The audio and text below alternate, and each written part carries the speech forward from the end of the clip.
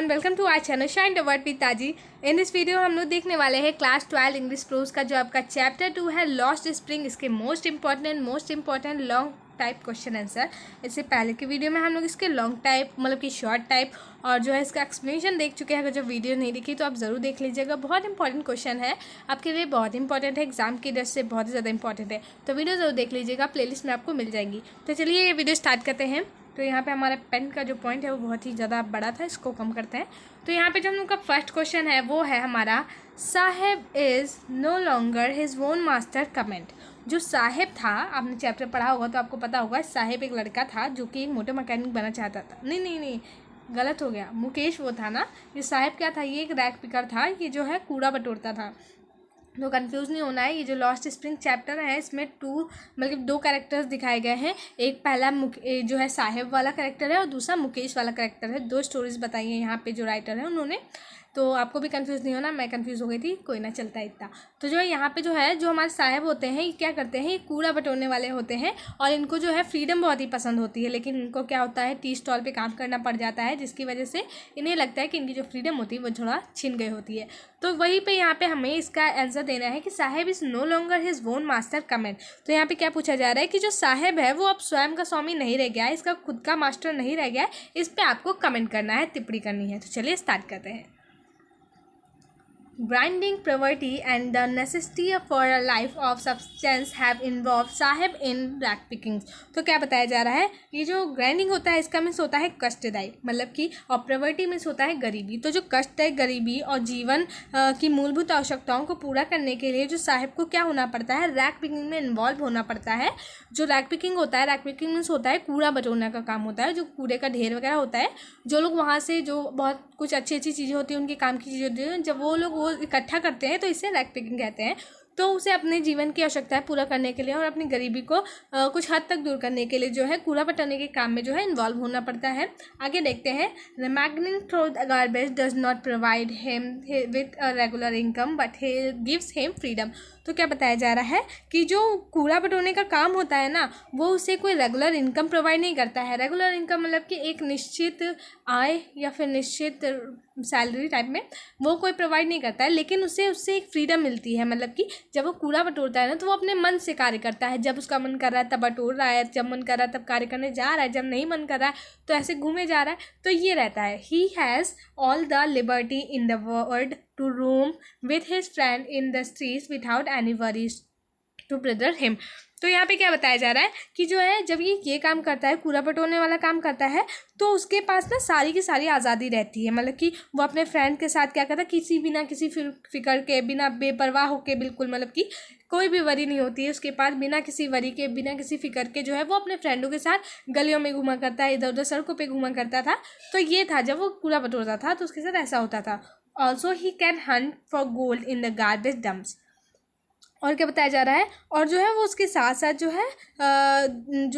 है गोल्ड ढूंढता था। गोल्ड से यहाँ पे मतलब गोल्ड, असली वाले गोल्ड से भी आप लगा सकते हैं, या फिर कोई भी प्रीसियस थिंग जो कि उसके काम की होती थी। जैसे कि कभी कभी हमने देखा है कूड़े में कभी कभी जो है बहुत ही अच्छी चीज़ें गिर जाती हैं, किसी लोग से गलती से गिर जाती हैं, तो जो कूड़े पर तोड़ते हैं उन्हें मिल जाती हैं वो चीज़, या फिर कोई भी ऐसी नेसेसिटी चीज़ होती हैं जो कि उनके लिए ज़रूरी होती है। तो इस गोल्ड से मतलब वहीं से लगाया गया है, कोई भी आवश्यक चीज़ से, कोई भी प्रीसियस थिंग से, ठीक है। तो उसे कभी कभी जो है गोल्ड मिल जाता था।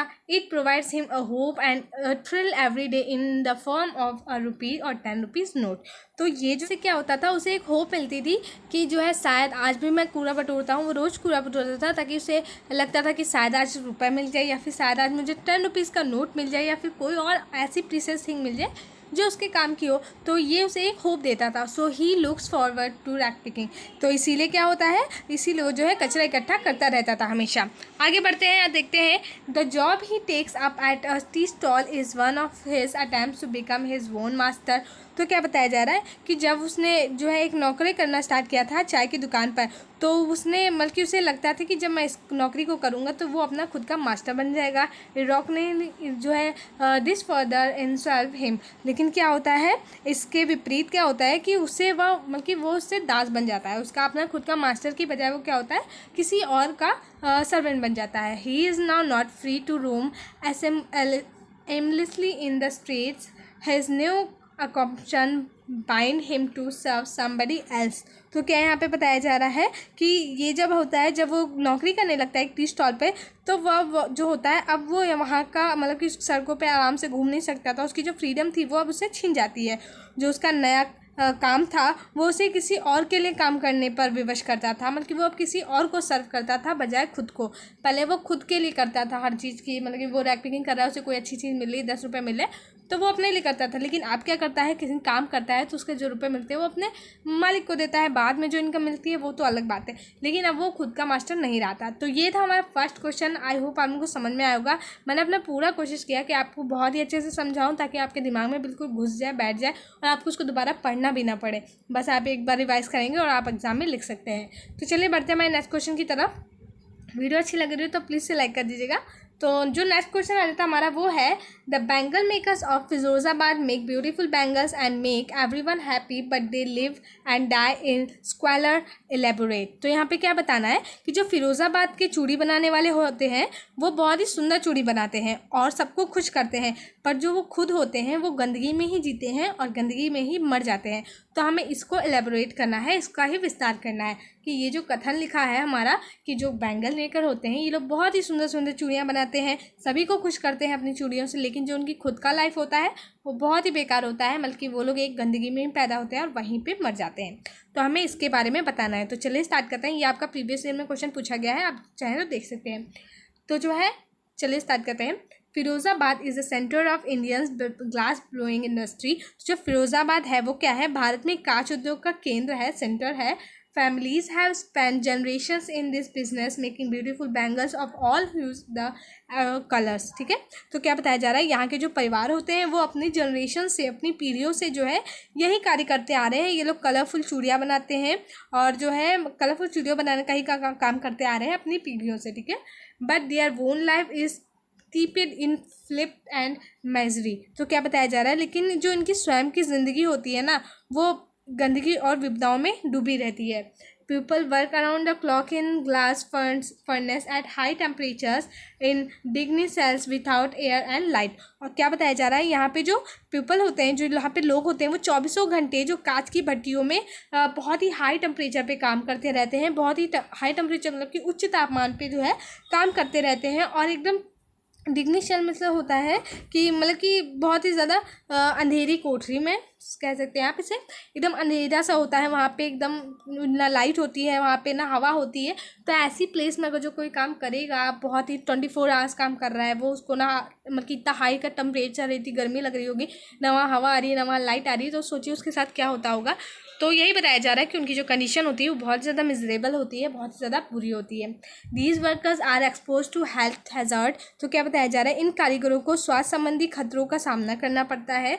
दे often end in losing their eyesight. तो क्या होता है, ये जो होते हैं ये आखिरी तक, जब तक कि मतलब कि ये थोड़ा अपना लाइफ व्यतीत करते हैं तब तक ये अपनी आँखों की रोशनी खो देते हैं, बिकॉज दैट क्योंकि ये लोग जो होते हैं एकदम काली काली जगह पे, उनकी अंधेरी कोठरी में कार्य करते हैं, वहाँ पे कोई लाइट वाइट नहीं होती है और बैंगल्स मेकिंग में इनको थोड़ा अपनी आँखों का यूज़ ज़्यादा करना पड़ता है। Moreover they are stuck in vicious circle of exploitation. तो यहाँ पे क्या बताया जा रहा है कि इससे ज़्यादा जो है वो लोग एक विशियस सर्कल में फंसे हुए हैं एक्सप्लोइटेशन के। तो क्या बताया जा रहा है, एक दुष्कर्म शोषण के दुष्कर्म चक्र में फंसे हुए होते हैं। Even if they try to form a cooperative, they are beaten up and jailed for doing something illegal. तो यहाँ पे क्या बताया जा रहा है, अगर जो वे जैसे कि कोई भी सरकारी सहकारी समिति बनाने का सोचते हैं या फिर कुछ इसके विरुद्ध कहने का सोचते हैं तो उन्हें मारा जाता है, उन्हें पीटा जाता है और जो है उन्हें जो है जेल में बंद कर दिया जाता है, ये कहकर कि इन्होंने कुछ इलीगल काम किया है, गैर कानूनी काम किया है। They live in filthy homes in lanes choked with garbage. तो क्या बताया जा रहा है कि ये जो कारीगर होते हैं ये जो कारीगर होते हैं ये चौकटी लेंस कूड़े करकट से मतलब कि लगी हुई गलियों में रहते हैं, जहाँ ऐसी गलियाँ होती हैं जहाँ पे पूरे कूड़े करकट से भरा रहता है, ऐसे घरों में रहते हैं। In such conditions families of womens and animals exist together in a primitive state. तो क्या बताया जा रहा है कि ऐसी परिस्थिति में मानवों के परिवार और जानवर एक साथ प्राचीन अवस्था में रहते थे, मतलब कि ये लोग ऐसी जगह पे रहते हैं जहाँ जैसी जगह पे जो प्राचीन मानव होते थे, जो आदिवासी लोग होते थे जैसे रहते थे, मतलब कि कोई भी सुविधाएं नहीं है, गंदगी वगैरह पड़ी रहती है, तो वैसे दस the bangle makers of Firozabad make beautiful bangles but live and die in squalor. तो क्या बताया जा रहा है, अंततः जो मतलब कि फिरोज़ाबाद के जो बैंगल मेकर हैं, जो चूड़ी बनाने वाले हैं, ये बहुत ही सुंदर चूड़ी बनाते हैं, लेकिन ये जो खुद की इनकी लाइफ होती है बहुत ही बुरी होती है, क्योंकि ये लोग जो है गंदगी में ही पैदा होते हैं और गंदगी में ही मर जाते हैं। तो ये था हमारा इसका एक्सप्लेनेशन। आई होप आप लोगों को समझ में आया होगा। चलते हैं हमारे सेकंड क्वेश्चन पे, मतलब कि जो हमारे इसका बाद का क्वेश्चन है वो है, तो यहाँ पे जो हम लोग का अगला क्वेश्चन है वो है, इट इज़ हिज क्रम his destiny that made Mukesh's grandfather go blind. How did Mukesh disprove this belief by choosing a new vacation and making his own destiny?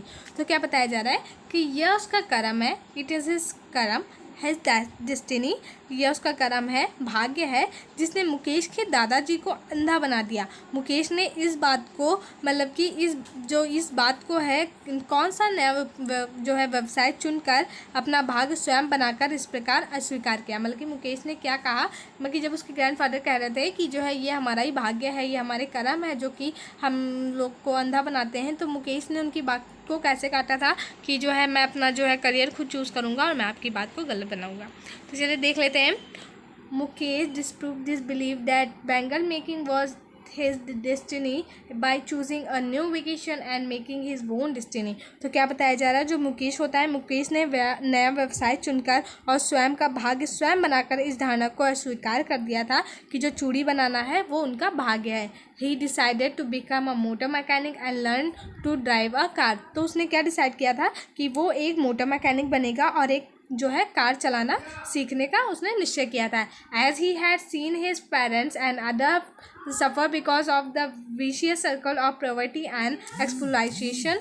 तो क्या कहता है उसने, क्योंकि जो है उसने अपने माता पिता और ऐसे बहुत से गरीब लोगों को देखा था उस दुष्चक्र में, जो गरीबी का एक विशियस सर्कल था उसमें देखा था, एकदम फंसे हुए उनके शोषण को होते हुए देखा था। बाय द साहूकार, middle man, politicians and the police. किसके द्वारा, साहूकारों के द्वारा, जो मिडिल मैन होते थे उनके द्वारा, जो पॉलिटिशियन होते थे और जो पुलिस वगैरह होते थे उनके द्वारा जो उनके फादर्स पे या उनके अन्य लोगों पे अत्याचार होता था वो उसने देखा था।